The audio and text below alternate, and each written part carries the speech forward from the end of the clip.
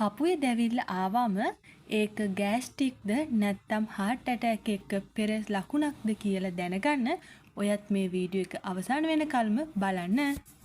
ගෑස්ටික් නිසා පපුව දැවිල්ල ඇති වෙන්නේ සාමාන්‍යයෙන් කෑම කෑවට පස්සේ නිදා ගන්න යනකොට වැඩි වෙන්න පුළුවන්. ඒ වගේම තමයි මුඛයට ඇඹුල් රසයක් එන්නත් පුළුවන්. බඩ පිපුම වගේ ලක්ෂණ මේ ගෑස්ටික් නිසා පපුව දැවිල්ල ඇති වෙද්දී තියෙනවා.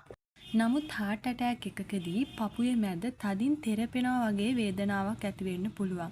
ඒ වේදනාව වම් අතට, බෙල්ලට, පිටට ගමන් කරන්න පුළුවන්.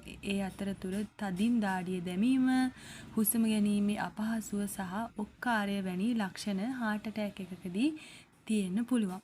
ඉතින් යාළුවනේ ඔයාලට තේරෙන්නේ නැති පපුවේ දැවිල්ල ආවහම ඒක ගෑස්ටික්ද එහෙමත් නැත්නම් heart attack එකක පෙර ලකුණක්ද කියලා තෝරා බේරා ගන්නේ කොහොමද කියලා.